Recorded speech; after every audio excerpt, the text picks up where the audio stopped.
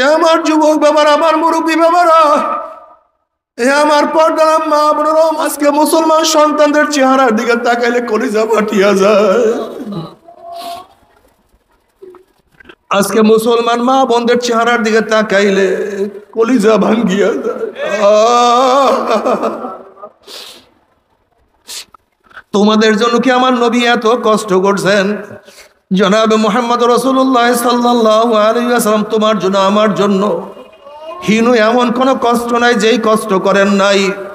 তুমি কি বুখারীর মধ্যে রওয়ায়াত দেখো না, আব্দুল্লাহ ইবনে মাসউদ রাদিয়াল্লাহু আনহু নবী আলাইহিস সালাতু ওয়াস সালাম হেরেমের মধ্যে নামাজরত অবস্থায় ছিলেন। আবু জাহেল বলতে আছে, তোমাদের মধ্যে কে এমন আছো মুহাম্মদ যখন সেজদার মধ্যে পড়বে অমুক গোত্রের পচা উটের নারী ভুড়ি তার মাথার উপরে কে ছাপাইয়া দিতে পারবা?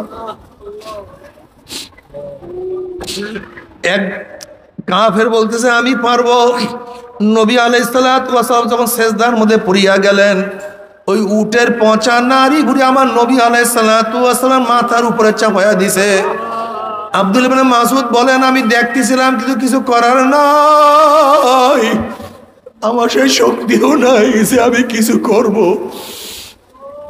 কিন্তু সহ্য করতে পারতেছিলাম না। কেউ একজন ফাতেমা রাদিয়াল্লাহু তাআলাকে খবর দিছে তোমার বাবার অবস্থা এরকম। ফাতেমা রাদিয়াল্লাহু তাআলা ছোট বাচ্চা, সে আসিয়া বাবার এই অবস্থা দেখার পরে তার কলিজার মধ্যে কেমন লাগছে, বাবাই পড়িয়া আছে, উটের পচা নারীর নিচে পড়িয়া আছে, মাথা তুলতে পারে না। ফাতেমা রাদিয়াল্লাহু তাআলা কষ্ট করিয়া কোন রকমের সেই উটের নারী বুড়ি যখন সরাবার পরে নবী আলাইহিস সালাতু ওয়াস সালাম মাথা উঠাইলেন। এ মুসলমান বাবারা, আমার যুবক বাবারা, আমার নবী এত কষ্ট করছে, সেই নবীর সুন্নাত কেন মানো না? তোমার সে আমার সে বড় বদনসিব কপাল পরা কেউ হইতে পারে না। শাইতানির রাজিম। বিসমিল্লাহির রহমানির রহিম। হুয়াল্লাযী বা'আসা ফিল উম্মিয়্যিনা রাসূলাম মিনহুম ইয়াতলু আলাইহিম আয়াতিহি ওয়া ইউযাক্কিহিম ওয়া ইউআল্লিমুহুমুল কিতাবা ওয়াল হিকমাহ وَإِنْ كَانُوا مِنْ قَبْلُ لَفِي ضَلَالٍ مُبِينٍ صدق الله مولانا العظيم وصدق رسول النبي الكريم। ভাই মনিটরের সাউন্ড একটু বাড়ায়া দেন। বান্দা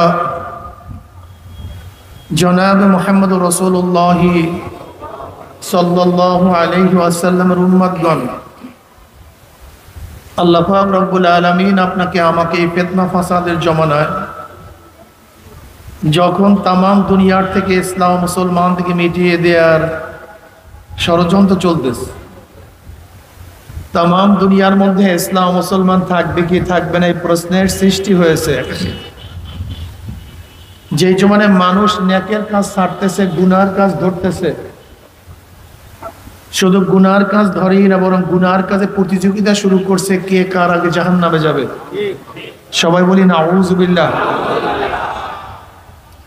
যে জমানায় মানুষ নেকের কাজে আশ্চর্য হয়, গুনার কাজে স্বাভাবিক থাকে, যে জমানায় মুসলমান ইসলামকে পছন্দ করে না, মুসলমান ইসলামকে পছন্দ করে না, বরং নামধারী মুসলমান ইসলামের সবচেয়ে বড় দুশ্মন হয়ে গেছে। যে জমানায় শিরক বিদআতকে ইবাদত মনে করে, শিরক বিদআতকে ইবাদত মনে করে, কবর পূজা, ব্যক্তি পূজা শিরক বিদআত, কিন্তু দাবি করে আমরা আবেদ, আমরা ইবাদত করি।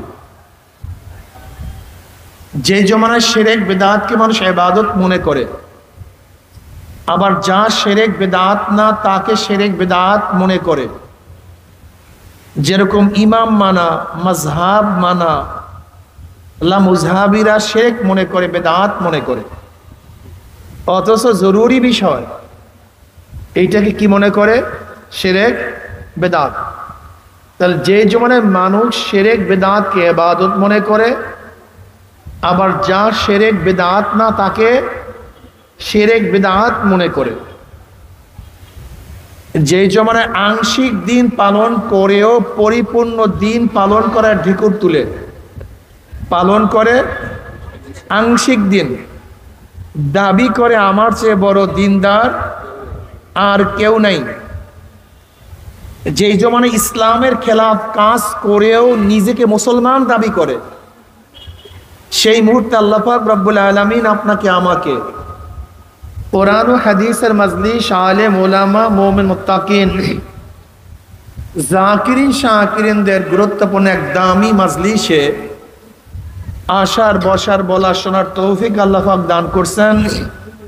শুকরিয়াতান সবাই বলে আলহামদুলিল্লাহ। দেখেন, ইসলামের গোটা দিক বুঝানো স্বল্প সময় সম্ভব না। গোটা কোরআন ও হাদিস এই স্বল্প সময় বুঝানো কি সম্ভব?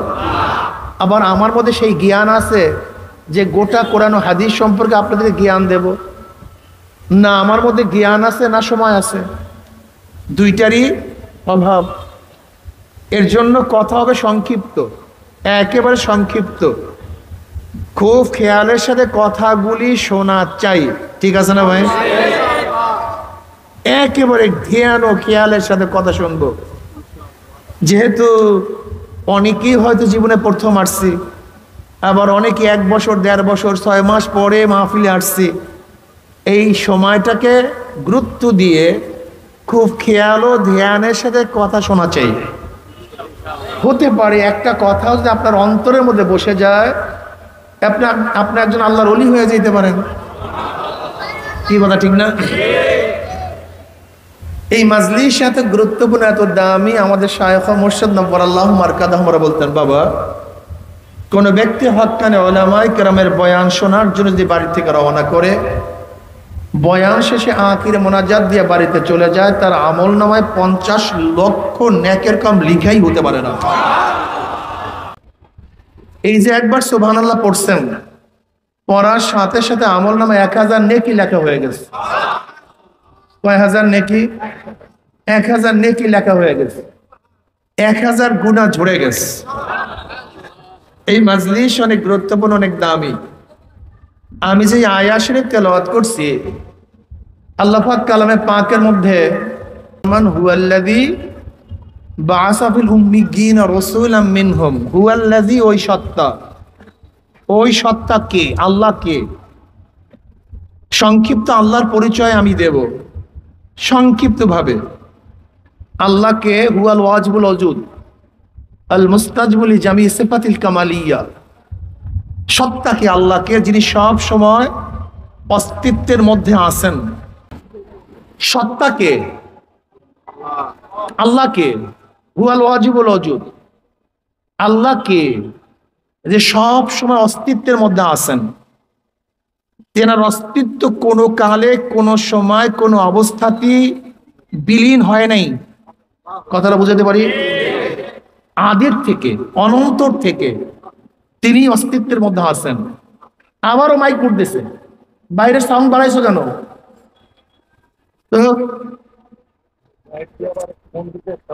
কমায়া দাও, বাড়াইছো কেন? ব্যাস এইভাবে রাখেন। আপনি আর দ্বিতীয়বার আল্লাহর রাস্তে মোড়ামুড়ি করবেন না, আমার জেহেনটাকে নষ্ট করিয়েন না, বয়ান শেষ হয়ে যাবে।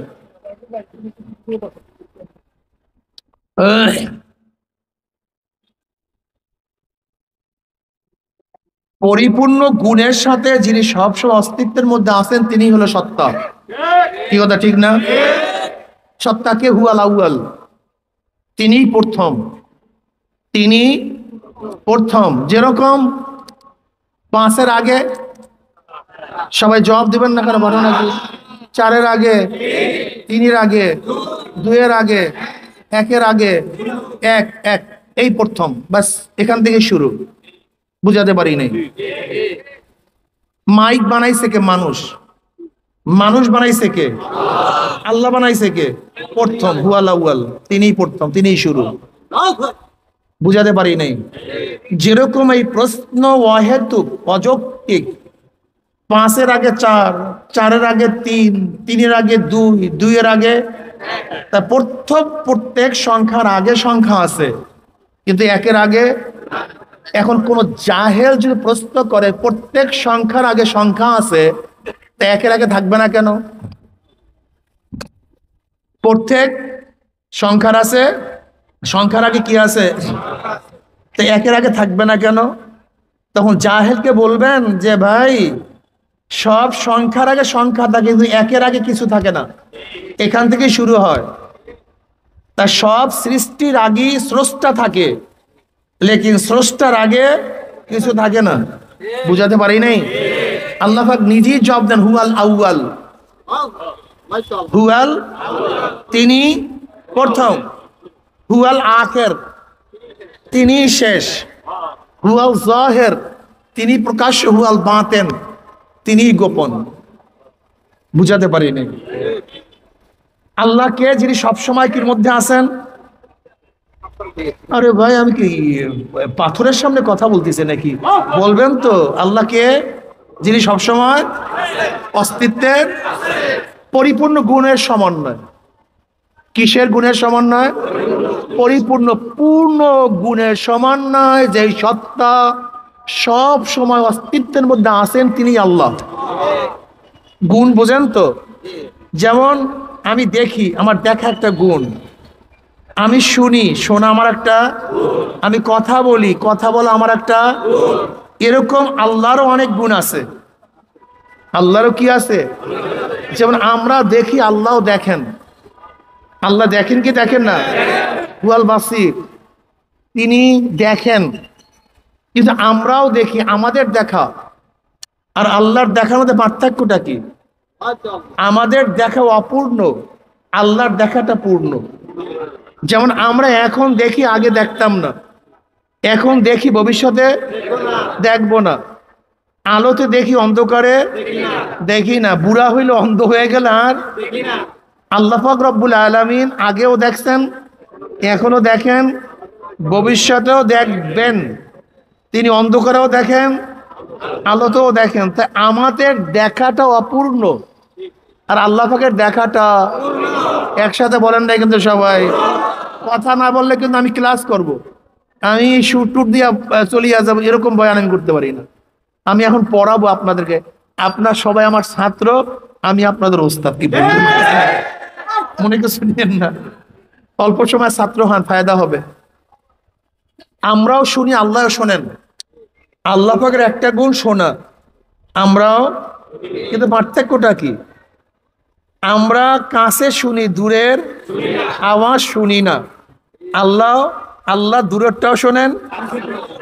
আমরা সজাগ থাকলে শুনি, ঘুমাইলে শুনি না। আল্লাহ পাক রব্বুল আলামিন সব অবস্থায় শুনেন। কথা ঠিক না?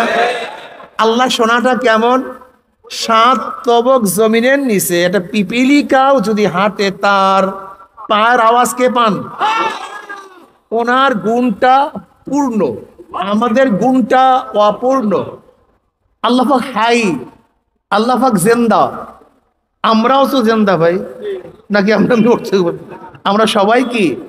এই দুই জিন্দার মধ্যে পার্থক্যটা কি? আমরা এখন জিন্দা, একসময় জিন্দা ছিলাম না।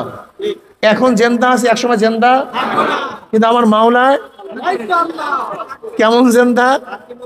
আগেও, এখনো, আবারও। বাস, তার অস্তিত্ব কখন কোনো অবস্থাতেই বিলীন হয় না।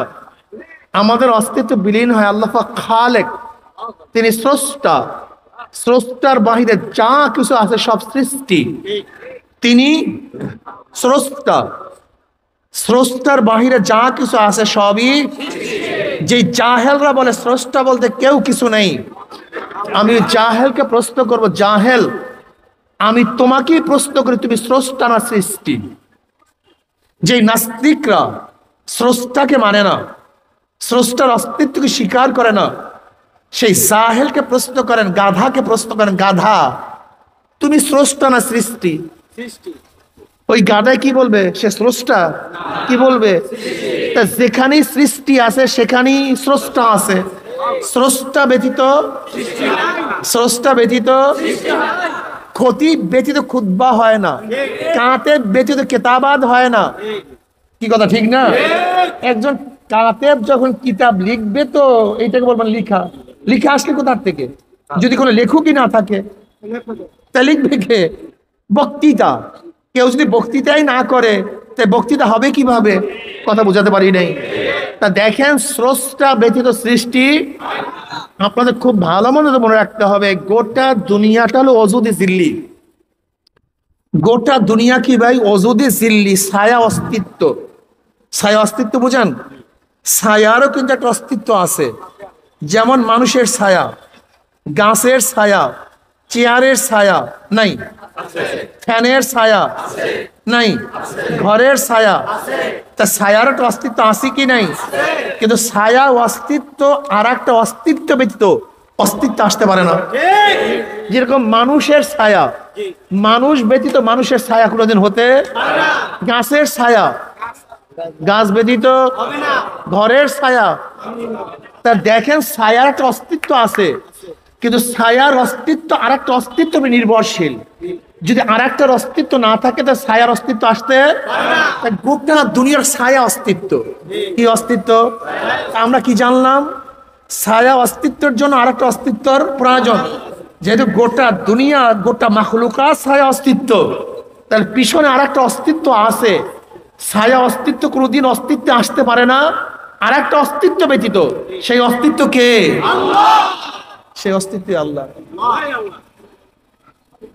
আপনাকে মনে রাখতে হবে, লাজেম মালজুম। আমি আগেই বলছি, স্রষ্টা ব্যতীত সৃষ্টি হতে। যেরকম কোন জায়গায় আপনি দেখছেন ধোঁয়া, তার মানে নিচে কি আছে? কথা বলেন না কেন? ধোঁয়ার অস্তিত্ব আগুন ব্যতীত হতেই পারে না। ওই ধোঁয়াই প্রমাণ করে নিচে কি আছে। সৃষ্টি প্রমাণ করে পিছনে কি আছে, স্রষ্টা আছে। এটা তোমাকে বলতে হবে কেন? গাদা, জাহেল, তুমি কেন বুঝো না?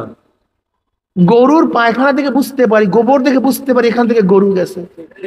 ছাগলের পায়খানা প্রমাণ করে এখান থেকে ছাগল গেছে, নাকি ভাই ভুল বললাম ভাই?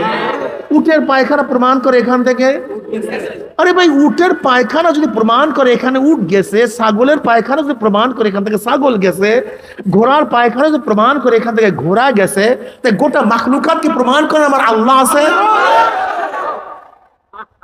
সহজ জিনিসকে কঠিন করো কেন? সহজ জিনিসকে কঠিন কেন করতেছে? তুমি দেখো, এরকম হাজারো জিনিস আমার মাওলা রব্বুল আলামিন তোমার সামনে আমার সামনে ঘুরায় করায়, কিন্তু তুমি অনুভব করতে পারো না। তুমি দেখো না, আমরা সবাই হাওয়া টানতেছি, হাওয়া কেউ দেখছেন কোনোদিন? কিন্তু হাওয়া তো কাজ করতেছে, হাওয়ার কাজ। ঠিক না? এই তোমার পেট ব্যথা করে, ঘটনা কি পেট ব্যথা করে কেন? তুমি দেখছো পেট ব্যথা লাল না সাদা না কালো, উঁচা না বেটে? তোমার মধ্যে যে মাওলা পাক রব্বুল আলামিন পেট ব্যথা সৃষ্টি করে তোমাকে না দেখাইয়া গড়াগড়ি করাইতে পারলেন, তোমাকে বেহুশ করিয়া ফেলাইতে পারলেন। অত বিশ্বাস করো আমার মধ্যে পেট ব্যথা আছে, মাথা ব্যথা আছে, দেখো না, কিচ্ছু করো না। কি কথা ঠিক না? কিন্তু বিশ্বাস করো না পেট ব্যথা। কেন বিশ্বাস করো? তোমার আচরণ, তোমার কানুন, তোমার নিয়ম বুঝা দিছে নিশ্চিত তোমার মধ্যে কোন একটা জিনিস ঘটতেছে। তোমার চেহারা প্রমাণ করতেছে, যদিও দেখি না, কিন্তু তোমার চেহারা প্রমাণ করতেছে তোমার অবস্থা খারাপ। কি কথা ঠিক না? যদি তোমার মধ্যে গোপনে পেট ব্যথা দিয়ে আল্লাহ তোমাকে মরাইতে পারে, কাঁদাইতে পারে, গড়াগড়ি করাতে পারে, তা আমার মাওলা পাক রব্বুল আলামিন গোপন থাকিয়ে সবকিছু করতে পারে না? এতটুকু বোঝো না কেন? হুয়াল ওয়াজিবুল ওজুব, তার অস্তিত্ব সব সময় আছে। দেখো, আল্লাহকে নিয়ে কিছু মানুষ ভাগ হয়ে গেছে। স্রষ্টাকে কিন্তু অনেকেই বিশ্বাস করে। হিন্দুরা কিন্তু স্রষ্টাকে বিশ্বাস করে, বিশ্বাস করে না? খ্রিস্টানরাও করে, ইহুদিরাও করে, বৌদ্ধরাও করে, স্রষ্টাকে কিন্তু বিশ্বাস করে, কিন্তু স্রষ্টার মান অনুযায়ী বিশ্বাস করে না। বুঝাতে পারিনি? যেরকম খ্রিস্টানরা স্রষ্টাকে বিশ্বাস করে, কিন্তু একজন না, তিনজন। কয়জন? তারা কি মনে করে? মারিয়াম আলাইহিস সালাতু ওয়াস সালাম স্ত্রী আল্লাহর, আর জাত সবসময় জাত হয়। কলা গাছের গোড়া থেকে কি বের হয়? বাঁশের গোড়া থেকে কি বের হয়? মানুষের জন্মে কি হয়? তা আল্লাহর জন্মে যে হবে সে কি হবে? তাদের ধারণা, যেহেতু জাত থেকে জাতি বের হয়, তা মারিয়াম যেহেতু আল্লাহর স্ত্রী, নাউজুবিল্লাহ, আর তার থেকে বের হয়েছে ঈসা, তাহলে সে কি হবে? সে আল্লাহ হবে। এটা ওদের ধারণা, এটা ওদের এই জাহেলদের ধারণা। দেখেন, খুব ভালো মতো বুঝবেন, বোঝার চেষ্টা করবেন। এই পাক ভারত উপমহাদেশ ব্রিটিশরা 200 বছর শোষণ, 200 বছর না, 10-15 বছর কম আছে, ধরে না সামথিং, প্রায় 200 বছর ক্ষমতায় থাকার পরে, শোষণ করার পরে ওরা টার্গেট নিছিল গোটা পাক ভারত উপমহাদেশের সমস্ত মানুষকে খ্রিস্টান বানায় ফেলাবে, সবকে খ্রিস্টান বানাবে। এর জন্য ব্রিটিশ থেকে, রোমের থেকে বড় বড় খ্রিস্টান পাদ্রীদেরকে এনে এনে তারা দাওয়াতি কাজ করত। যেহেতু ক্ষমতায় ছিল কারা? ব্রিটিশ। এর জন্য জামে মসজিদে খ্রিস্টান পাদ্রীদেরকে বয়ান করা এটা অত্যাবশ্যক ছিল। বয়ান করতে হবে, বয়ান দিতে হবে। এখন কি করো মুসলমান? কোনো উপায় নেই। একদিন দিল্লির জামে মসজিদে খ্রিস্টান পাদ্রী আসছে বয়ান করার জন্য। জামে মসজিদে খ্রিস্টান পাদ্রী আছে কিসের জন্য? বয়ান করে, নসিহাত করার জন্য। এখন সবাই বসতে বাধ্য, বয়ান শুরু করছে। এবার বয়ানের টপিকসটা কি ছিল? এ ভাই, আপনার নাম কি? বলে আমার নাম আব্দুল্লাহ। বলে আপনার বাবার নাম? বলে আব্দুর রহমান। বলে আপনার নাম কি? বলে আব্দুল সত্তার। বলে আপনার বাবার নাম? আব্দুল করিম। বলে আপনার নাম কি? বলে ওয়াইদুল্লাহ। বলে আপনার বাবার নাম? আব্দুল্লাহ। বলে আচ্ছা, আপনাদের কেউ বাবা ছাড়া একজনও নাই? বুঝতে পারিনি। খ্রিস্টান পাদ্রী কি প্রশ্ন করছে? আপনার কি বাবা ছাড়া একজনও নাই? প্রত্যেকেরই বাবা আছে? বলে হ্যাঁ, বাবা আছে। বলে দেখেন, বাবা ছাড়া যেহেতু কেউ নাই, সবাইরই বাবা আছে, এখন আমি প্রশ্ন করতে চাই, সবাই যেহেতু বাবা ছাড়া না, তা ঈসার বাবাকে কে প্রশ্ন করছে? কি প্রশ্ন করছে? ঈসার। তা বাবা ছাড়া যেহেতু কেউ নেই, ঈসার তো একজন বাবা থাকবে। ঈসার একজন বাবা থাকবে না? তাহলে ঈসার বাবাকে বলেন। মারাত্মক প্রশ্ন। এখন পাদ্রী বলতেছে, সবাই সবার দিকে তাকায়। পাদ্রী বলতেছে এই প্রশ্নের জবাব আজকে না, আগামী জুমায় আপনারা ঠিক করে নিয়ে আসবেন, যদি না পারেন আমি জবাব দেব। এবার মুসলমানরা বলতেছে, পাদ্রী সাহেব আগামী জুমার দরকার নাই, এই জুমায় বলে দেন যে ঈসার বাবাকে। এখন পাদ্রী বলতেছে, কথা একেবারে সহজ, আপনারা কেন বুঝেন না? কেন বুঝাতে পারি না? যেহেতু বাবা ছাড়া কেউ নাই, নিশ্চয়ই ঈসাও বাবা ছাড়া হয় নাই, সে ঈসার বাবা আল্লাহ। সহজ কথা। এখন একজন মুসলমান দাঁড়ায় বলছে, পাদ্রী সাহেব সম্মানের সাথে প্রশ্ন করতে চাই, ঈসার বাবা তো আল্লাহ। হ্যাঁ। বলে ঈসার বাবার সন্তান কয়জন? বলে ঈসার বাবার সন্তান কয়জন? বলে একজন। বলে আশ্চর্য, আমি আব্দুল্লাহর সন্তান 10টা, আর ঈসার বাবার সন্তান মানে একটা। ঈসার বাবা আমার চেয়েও দুর্বল। যে আমার চেয়েও দুর্বল হয়, সে আপনার খোদা হতে পারে, আমার খোদা হতে পারে না। ওই যে পাদ্রী ভাগছে, আর কোনোদিন আসে নাই। বলে আমার সন্তান 10টা, আর ঈসার বাবার সন্তান মাত্র এত কমজোর। ঈসার বাবা এত কমজোর, কথাটা বুঝতে পারি না। পাদ্রী ভাগছে। দেখেন, আল্লাহ পাক রব্বুল আলামিন যদি আকলের মধ্যে জ্ঞান না দান করেন, সহি বুঝ না দান করেন, একবার যদি আকল পরিবর্তন হয়ে যায়, তাহলে তার আর উপায় নেই। এর জন্য মাওলার কাছে বারবার দোয়া করতে হয়। খুব কঠিন মাসালা। ইহুদিরাও আল্লাহকে মানে, স্রষ্টা মানে, কিন্তু ওজায়েরকে তার সন্তান মানে, ওজায়ের ইবনুল্লাহ। এই হিন্দুরা স্রষ্টা মানে, কিন্তু কিভাবে মানে? তারা বলে স্রষ্টা একজন আছে, কিন্তু সমস্ত ক্ষমতার মালিক তিনি নন। ক্ষমতা ভাগ হয়ে গেছে। ক্ষমতা কি হয়ে গেছে? ভাগ হয়ে গেছে। যেরকম প্রাইম মিনিস্টার একজন আছেন, তার মন্ত্রণালয় ভাগ করে দেন, একা দেশ চালাতে পারে না। এক এক বিভাগের দায়িত্ব একজনের, পানির দায়িত্ব একজনের, বনের দায়িত্ব একজনের, এজিডির দায়িত্ব একজনের, বিদ্যুতের দায়িত্ব একজনের, শিক্ষার দায়িত্ব আরেকজনের। এরকম যেরকম প্রাইম মিনিস্টার আছে, তার মন্ত্রণালয় ভাগ না করা পর্যন্ত দেশ শাসন করতে পারে না, ঠিক আল্লাহ একজন আছেন, তাকে আমরা মানি, লেকিন আল্লাহর কাছে সমস্ত ক্ষমতা নাই, ক্ষমতা ভাগ হয়ে গেছে। কি হয়ে গেছে? ক্ষমতা। তারা কি বলে?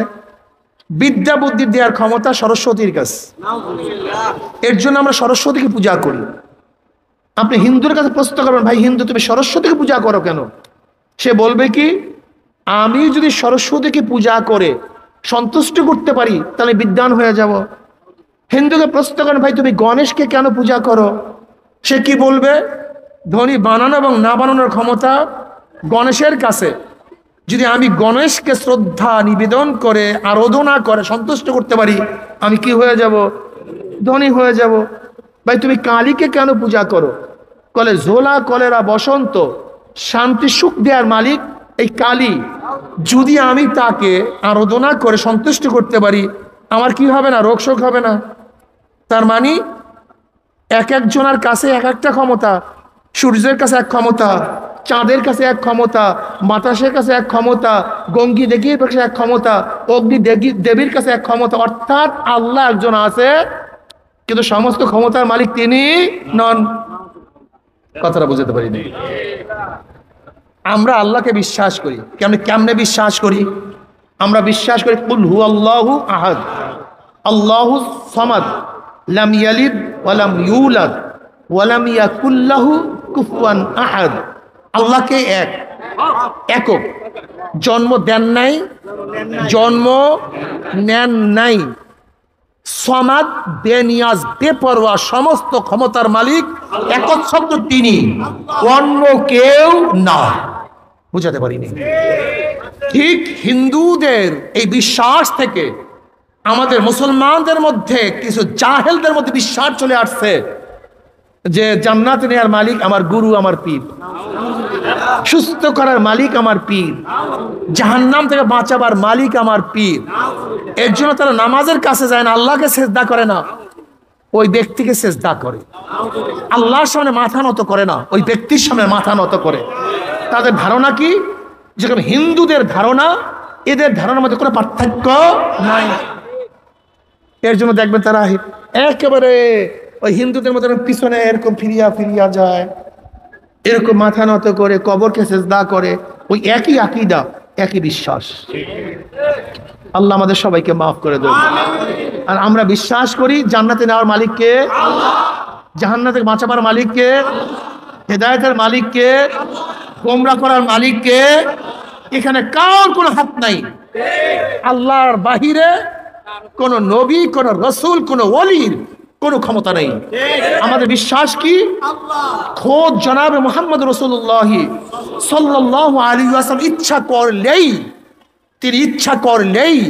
কাউকে জান্নাত থেকে বাঁচায়া জান্নাতে নিতে পারেন না, জাহান্নাম থেকে বাঁচায়া জান্নাতে নিতে পারেন খোদ জনাবে মুহাম্মদ রাসূলুল্লাহ সাল্লাল্লাহু আলাইহি ওয়াসাল্লাম ইচ্ছা করলেই কাউকে জাহান্নাম থেকে বাঁচায়া জান্নাতে নিতে পারে। এই বিশ্বাস রাখিয়েন, এই বিশ্বাস রাখিয়েন। যদি আল্লাহ না করুক, কেউ যদি মনে করেন নবীরও ক্ষমতা আছে জান্নাতে নেওয়ার, নবীরও ক্ষমতা আছে জাহান্নাম থেকে বাঁচাবার, তাহলে হিন্দুদের মধ্যে, খ্রিস্টানদের মধ্যে, আপনাদের মধ্যে কোনো পার্থক্য নেই। একই আকীদা, একই বিশ্বাস। একমাত্র জান্নাতে নেওয়ার মালিককে, জাহান্নাম থেকে বাঁচাবার ক্ষমতা কার? একমাত্র আল্লাহর। দেখেন নবী আলাইহিস সালাতু ওয়াস ইচ্ছা করলেই যদি কাউকে জাহান্নাম থেকে বাঁচায়া জান্নাতে নিতে পারতেন, তা আবু তলেবকে পারলেন না কেন? আবু তলেব আমার নবীর ইতিহাস লিখবে আর আবু তলেবের নাম সেখানে আসবে না, এরকম কোন ঐতিহাস দুনিয়াতে যায় নাই।